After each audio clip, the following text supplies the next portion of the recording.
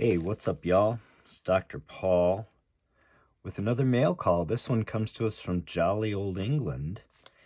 And although it says, please do not bend, it really wasn't reinforced very well. There's evidence here that it probably was bent more than once. I think this direction and maybe that direction too. So we're gonna see if this comic book got to us safely or not.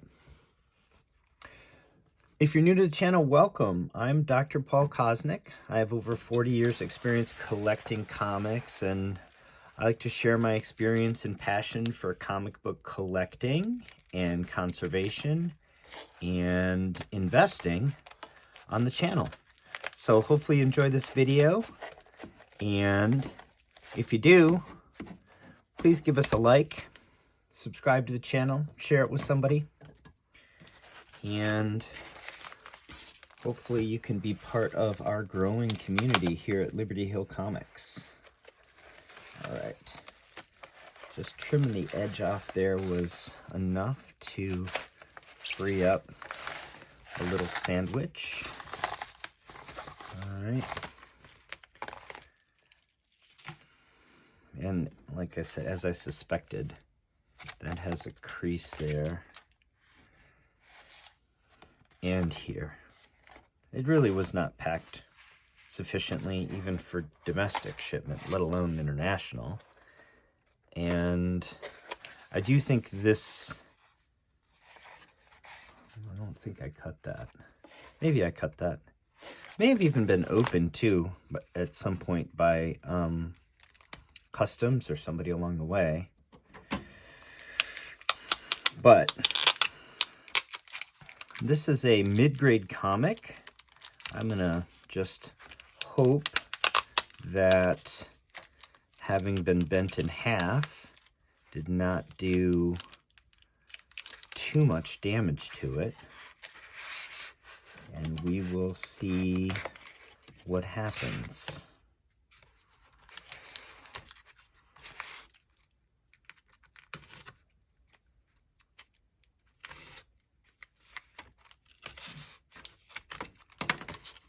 We'll see what we have. Yeah, this is, see that? This has been bent 7 ways to Sunday. But like I said, it's a mid-grade comic. Maybe it really hasn't affected the grade. We're about to find out. All right. What is it? And why do we care? Well, as you can see, this is a copy of Fantastic Four number 18. And it's still going to take a little bit of work to extricate it from this bag and board.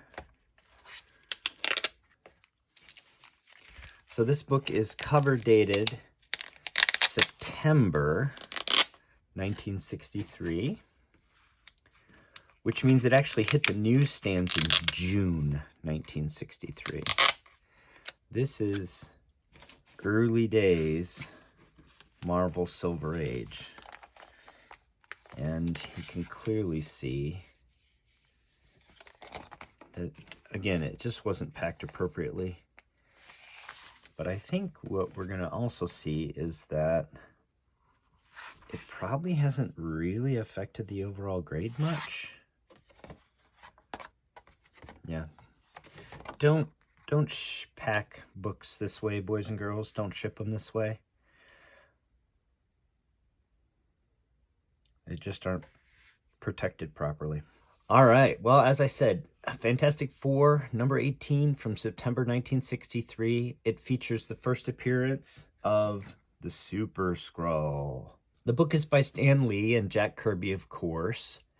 And as I mentioned, September 1963 means it hits the stands in June of 63. So at this point in time, Stan was collaborating with a number of artists and was about to significantly expand the Marvel Universe. So obviously he was working with Jack Kirby and Steve Ditko, but he was also working with Don Heck and others. And while the Silver Age was well underway, at this point, there were only 6 superhero titles being published by Marvel in June of 1963. They were Amazing Spider-Man number 4, which was only the 5th appearance of Spider-Man and featured the first appearance of the Sandman. This book, Fantastic Four number 18, with the first appearance of the Super-Skrull. Journey into Mystery number 95, featuring Thor. Tales of Suspense number 45, which was only the 7th appearance of Iron Man and was the first appearance of both Happy Hogan and Pepper Potts. So that's a nice key. Tales to Astonish number 47, featuring Ant-Man and the Wasp in only her 4th appearance, and Strange Tales number 112, which had a solo Johnny Storm story. Doctor Strange had been introduced in a backup story in Strange Tales number 110 and also appeared in Strange Tales 111, but he was not yet a regular feature in the title. He isn't in this month's issue, 112, even though he would eventually take the title of Strange Tales over. The Hulk solo book had been canceled by this time, and Avengers number 1 and X-Men number 1 had not yet dropped. We were still a year away from Daredevil. So the Marvel Universe at this point in time was actually quite limited, although it was expanding rapidly. Stan and Jack were the main architects of the Marvel Universe, and the main vehicle they used was the Fantastic Four. It's Marvel's Silver Age foundation book. It was the only cosmic book at the time. The Skrulls had been introduced back in issue number 2, and while Stan and Jack were rapidly expanding the Marvel Universe with brand new concepts and new characters, at this point, in fact, 18 is the first Super-Skrull, number 19 is the first Immortus, number 20 is the first Molecule Man. I mean, it's just hit after hit after hit. But they also would regularly double back to flesh out some of their earlier ideas. And that's what this book represents. Here, Stan and Jack revisited the concept of the shape-changing aliens by introducing a superpowered Skrull, the Super-Skrull. So the Skrulls had first been introduced back in issue number 2, and this is the first time that they revisit the Skrulls. The Super-Skrull had powers that mimic those of the Fantastic Four, but were superior. Like, he was stronger than the Thing, his flame was hotter than the Human Torch's, and he also retained his shape-changing ability and had a hypnotic gaze, which was unique among the Skrulls. While the Super-Skrull is defeated in this issue, he becomes a major recurring antagonist and sometimes ally of the planet Earth, and eventually we learn his given name is Kl'rt. This is an eBay purchase. It was advertised by the seller as a 5.0, with lots of pictures that allowed me to evaluate it and decide I felt the 5.0 estimate was a reasonable one. Let's do a walkthrough and see if that initial assessment holds up. We know that it wasn't shipped particularly well and it was bent a bit in shipping. I'll have to compare this book now with the images that were on eBay to see if I feel enough damage occurred that it warrants contacting the seller, but generally that isn't my MO. And with a sort of low to mid-grade book like this, a little bit of damage is not going to dramatically change the grade or the value. So we can see, obviously, it's got wear and tear, but the cover's intact, it's complete, it's whole. While the general wear on the cover obviously breaks color in many places, there are not a lot of detracting defects, and I think it has pretty good eye appeal and it has good gloss. So in the story, one thing that's interesting to me is the interior pages. The Thing has this sort of organic look to him where he looks kind of lumpy. But on the cover, he has more of the rocky appearance that we have come to expect from him and that has become sort of his normal appearance. He was initially in the Fantastic Four very lumpy, even more so than this, almost like, you know, made out of clay or something, like Clayface is drawn, or almost like Swamp Thing or Man Thing. And at this point in time, it's really interesting. He's transitioning on the covers, and if you look, the cover to 19 and 20 is similar. He looks very rocky, but in the interiors, he still looks very organic. Just something kind of interesting at the time. Eventually, he's rocky in the interiors as well. So we have this great Jack Kirby art. Sue and Reed take off for Honolulu in a experimental passenger ICBM that Reed is developing. Johnny and Ben tool around in the Fantastic Car, and we see the Skrulls from their home world, which we later learn is Tarnak. We have introduced here the Super-Skrull, and he demonstrates all of his powers. A little bit of dog ears here. Those are pretty easily corrected. Then we have back on Earth, the Fantastic Four in a shopping mall, just some little vignettes of their life on Earth. And then the Super-Skrull lands on Earth and claims it for himself, claims it actually, I guess, for the Skrulls, declares himself the ruler of Earth, and of course the FF show up and battles ensue. They attack him one at a time, and of course he defeats all of them, because each of them one at a time, because his powers are greater than theirs.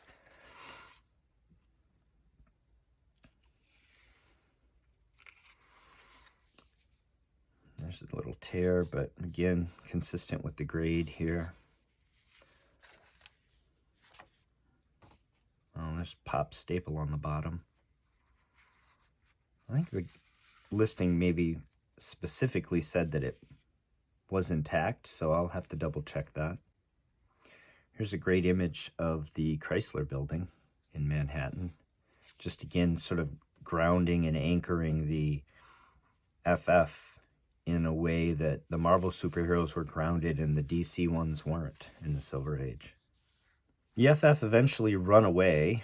The Super-Skrull laughs and says, well, I can defeat them at my leisure since I'm so much more powerful than them. They retreat, and Reed figures out that his power is actually augmented by a beam that's being sent to him from Tarnak. Again, it's not named yet, but from his home planet. And Reed invents a device that can actually jam the signal, the power that's coming to him. And we learn that if the boys distract him, Sue can sneak up on him and put the power jammer on him. Look at this. I didn't even realize this has a ad for Avengers #1. So this is going to come out the following month. And of course, we don't have any new characters introduced here. Hulk at the time didn't have his own series, but Thor was featured in Journey into Mystery. Ant-Man and Wasp were in Tales to Astonish, and Iron Man was in Tales of Suspense. Loki had previously been introduced. That's a great house ad, huh? So the boys distract the Super-Skrull, or Klurt, and Sue ambushes him, attaches the jammer to him. They throw him in a hole in the earth, and Johnny seals it up. I guess they figure they're going to entomb him. How that wasn't cruel or unusual, especially because he has no food or anything else, I don't know. But Johnny comments, by the time he gets out of there, he'll be too old to menace anyone again. So they figured it was a humane way to deal with him, I suppose. He does eventually escape. Spoiler alert. All right. So what do we think now that we've done a walkthrough? Well, we do have that pop staple on the centerfold, and you can see right there that centerfold is loose. Is this a 5 as advertised? I don't think so. I think it's closer to a 4. But maybe it's a 5. It's in that range. Certainly not lower than a 4. Let's talk market analysis for this book. The CGC census for Fantastic Four number 18 has just under 900 universal copies. The median grade is a 5.0, and a 7.0 is approximately the 20th percentile. It's not a rare book, but it's not a plentiful one either, and with the Secret Invasion coming to the MCU and Skrulls already having been introduced, I'm confident we'll be seeing more of the Skrulls in the long term. And it makes sense that eventually we'll meet the most famous of all of the Skrulls in the MCU, Clert, or the Super-Skrull. The fair market value of a 5.0 today is about $925 slabbed, but it has sold as high as $1,400 in the past 12 months. So prices are down significantly from the bull market of the last 2 years. That's great news for us as long-term investors because this book is on sale right now. But all the data I've presented so far for the US printing of the book. Sharp-eyed viewers have already noticed that this is the much rarer Pence edition of the book. Regular viewers of the channel know that I prefer these Pence printings for early Marvel Age books as they're much rarer, especially in high grade. There are only 17 copies of the Pence variant in the CGC census, none higher than a 7.5, and the median grade is a 4.0, which is approximately where I put this book. These census numbers are in line with the other Silver Age Pence variants that we've discussed on the channel. It's approximately 50 times rarer than the US variant of this comic. As we've discussed before, currently the market does not recognize the variety and desirability of these Pence variants, and they usually trade at a slight discount to the cent variant. But I'm betting long-term that this will be corrected, as collectors realize that this is a first printing, printed at the same time on the same press as the cent variant. In fact, collectors theorize that the Pence variants are actually the true first printings. They had to be manufactured in time to travel across the Atlantic and often had better strikes and color saturation than examples printed with the cents price, which supports the idea that they were actually printed first.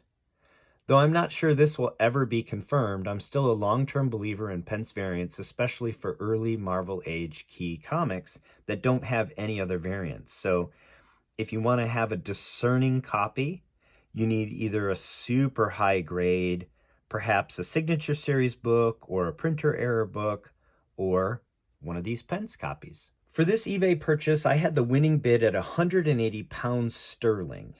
Now in the past, that would have been considerably more expensive than it is today, as a pound sterling traded at nearly $1.50 to the US dollar just within the past year. However, with the disastrous effects of the recent Conservative Party rise to power in the UK and the declaration of fiscal and monetary policy at odds with modern economic views, the UK stock market sold off significantly, and even worse, the pound sterling hit historic lows such that the dollar and the pound sterling were almost at parity when I made this purchase. That means that in addition to the sell-off in all asset classes that has affected the comic book market, I was able to take advantage of weakness in the pound sterling to get an additional 40% discount on this comic book as I purchased it directly from a UK seller. With the favorable foreign exchange rate, with tax and international shipping, I'm into this book for $268 US.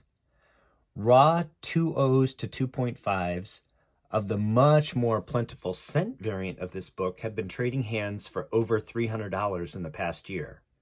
So I'm extremely happy to pick up a variant that is 50 times rarer and in higher grade for under $300. I've never owned this book before, so I'll be putting this copy straight into my personal collection. Well, I hope you enjoyed this unboxing video, walkthrough, and market report for Fantastic Four number 18, the first appearance of the Super-Skrull. Pound sterling is still very weak against the dollar, so I hope my US viewers can take advantage of this concept that I'm introducing here and start hunting comics from the UK. Even after international shipping, some very significant deals can be found. Until next time, happy hunting and take care of one another.